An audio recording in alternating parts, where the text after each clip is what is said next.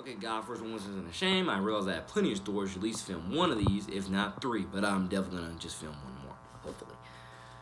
But who am I kidding? You love my takes, and I love ranting, so it's a win-win for both parties.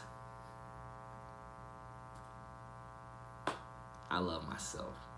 Take my confidence back. Why not? I'm a fun enough guy. Funny enough. Artistic enough. Let's get into it, shall we? So back to the football takes. Draft somebody, Falcons. Draft somebody. What's the team name? Lions. I mean, someone tell me how the Falcons didn't draft Jake Fromm. God bless Jake Fromm, and God forgive him for his comments, from 2019.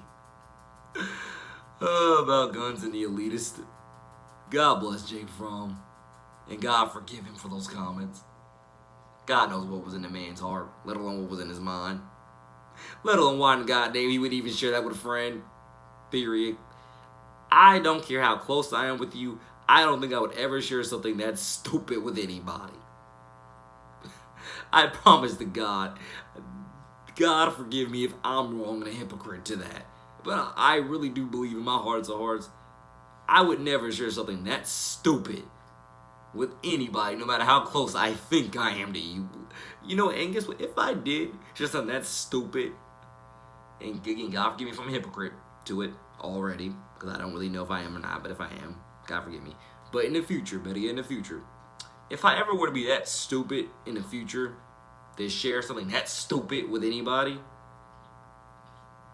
it's not going to be over text. It's not going to be anything written, let alone an audio recording, or a video of me saying it. You name whatever else outlet, from a messaging, etc. It won't, because that's what I mean about God bless my brothers, particularly my quarterback brothers, because quarterback is my favorite position.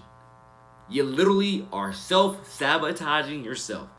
And the dumber part is, Jake Fromm was drafted in the 5th round. So God bless Jake Fromm, but you gave them even more reason to be like, at least when it comes to personality-wise or personal life-wise or whatever you were to call it, you just justified the reason why you were taking the 5th round rather than taking in the 2nd or 3rd round. Just saying. He justified it. I hate to say it. I hate to say it. Because I was in draft night, all 3 days.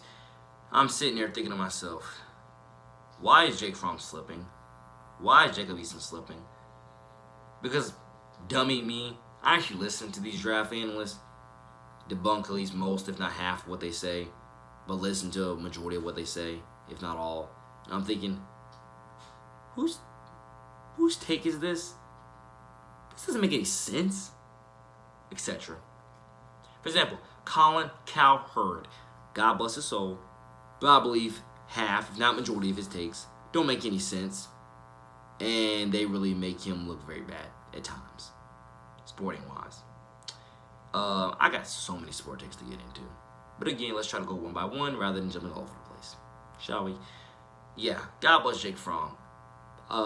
And God bless his soul, and indeed, God forgive him for that stupid take about guns and the elitists. Because I promise to God, when that came out, I'm thinking, yeah, that's not good for him. You were drafted in the 5th round, and you literally with something that stupid out there in the air, and let alone to know that it was in 2019, not 2015 or 2012, it was last year. Dude, you put yourself in a bad position to prove to the world, yeah, this is why I was taken in the 5th round. Not football-wise, but, personality-wise or personal life-wise or, inner thoughts-wise, political take-wise. This is why I was drafted in the 5th round, because I secretly cannot be trusted to say the right things behind closed doors. Now, it's behind closed doors. A lot of people say good things. A lot of people say stupid things. A lot of people say things that are never going to be, aired on live TV, let alone aired, ever, I guess.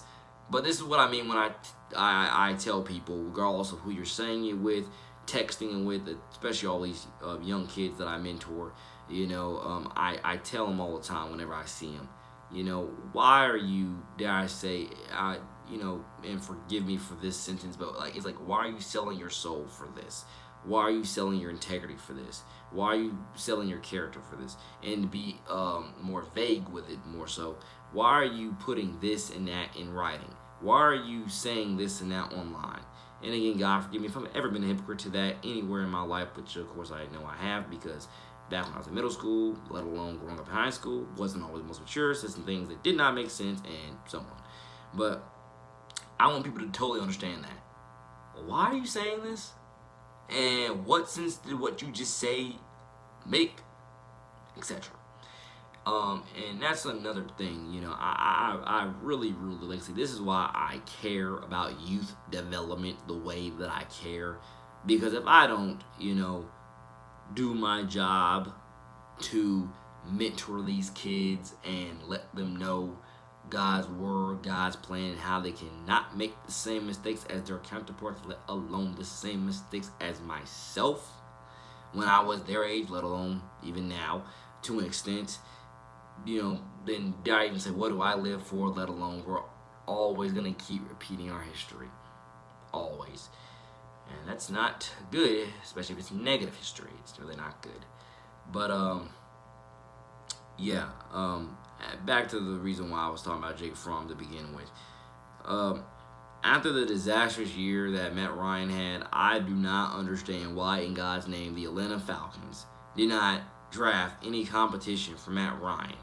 And that's why you can see on my Twitter I've messaged countless times, the evidence could not be more realer that they don't want competition at the quarterback position. And that's why they don't draft these guys any competition year after year. And when I say draft competition, God bless Garner, I'm not talking about 6th-round draft picks. Unless that 6th-round draft pick has a popular name behind it. Like, God forbid, Justin Fields slips to the 6th round, which he's not, but that's the type of 6th-rounder I'm talking about in terms of, like, or 1st-round talent slipping to the 6th round. Draft the guy with some name behind him, or name recognition. Everybody got a name, but does anybody have name recognition? That's what I believe that the Falcons should have done, let alone the Lions should have done, because I literally read this article weeks ago, where it literally said that Matt Patricia's excuse, I guess, for not drafting a quarterback high in the 1st round, probably a quarterback period in the draft, let alone, I guess you could say, the top 3 rounds, was because of how much he loves Matthew Stafford. Look at the season you just had. Let alone look at Detroit's history. Let alone look at when you first got there. How much you love Matthew Stafford. Bro, look at the quarterbacks that were in these last 2 draft classes. Forget that crap. Especially, dare I say, class of 19. Cut it. Miss me with, how much you love Stafford? Cut it. Miss me with it. Bro. When you first got there, you should have drafted a quarterback. I didn't say it had to be day 1 or day 2, but you should have drafted a quarterback. And if no, you did not. God bless your soul, let alone your, by the way, when I say this, God bless you, and his soul, that's just me being real, or, real towards God bless everybody's soul. This is the football part. God bless your coaching job next year. That was the stupidest move you could have made over the last 2 seasons, was not drafting competition at that position. Now, I love David Blau, but you still should have drafted somebody else. A more high-profile name. You know what? Forget it. You should have even signed Cardale Jones. For the first, I think 2, if not 3 weeks, Cardale Jones played pretty well in the XFL. So darn well, they were saying, MVP. Why did you not sign him? This is what I mean when I say that I godly. Forgive me for saying it. I hate the NFL. Because the NFL, now, and of course I'm still going to watch it. Why? Because I got many players of which I want to see go out there and break some ankles at the next level, like Lamar Jackson. And Patrick Mahomes is just on a whole other planet. But at the same time, that's why I hate the NFL. Because look at your history. Particularly those two franchises. Lions, Falcons. Look at your history. Falcons, you haven't been back to the Super Bowl since you lost to the Patriots. And Lions, I think since Matthew Stafford's been there, if I'm not mistaken, you haven't even won a playoff game. If I'm not mistaken, you haven't even won a playoff game. And if I'm wrong about that, I know you haven't went to the NFC Championship, have you? Let alone a Super Bowl. I know you haven't made a Super Bowl. I know that for sure. That's what I'm talking about. Why do they keep not hiring? Why do they keep the same people who don't produce in the postseason? Because I'll give Stafford and I'll give Ryan and I'll give Phillip Rivers the props of they put up good numbers in the regular season. But just like similar to Lamar Jackson at this point, this boy better start producing in the postseason. Because we see that he can light it up and break ankles in the regular season. But where's that magic, toe tapping action in the postseason? Please tell me.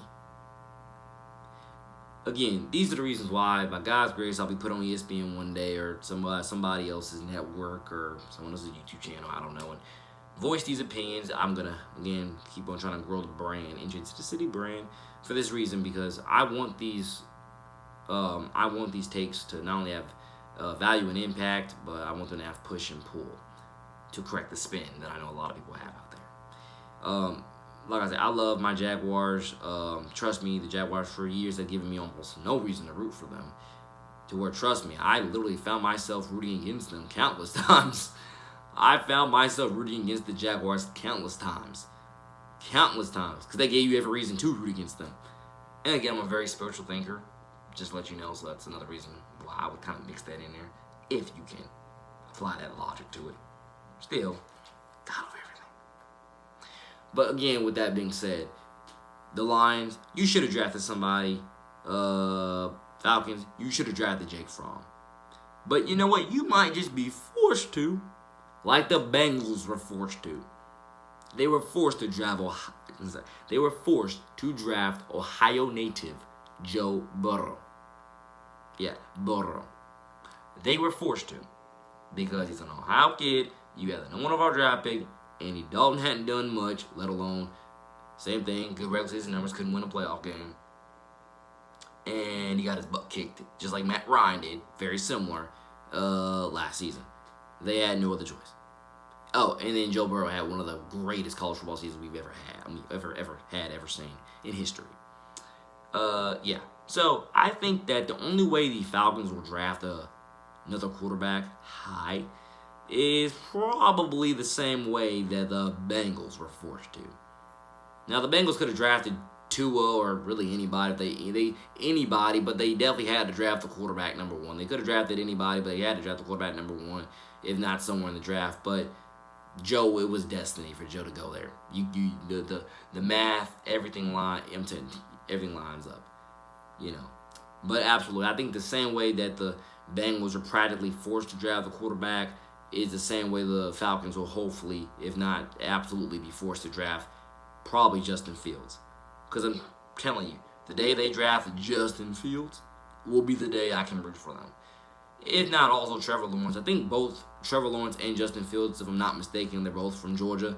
But I'd rather Justin Fields go to Atlanta and Trevor Lawrence, I guess, let Trevor Lawrence go to Detroit or wherever. I don't know, but possibly.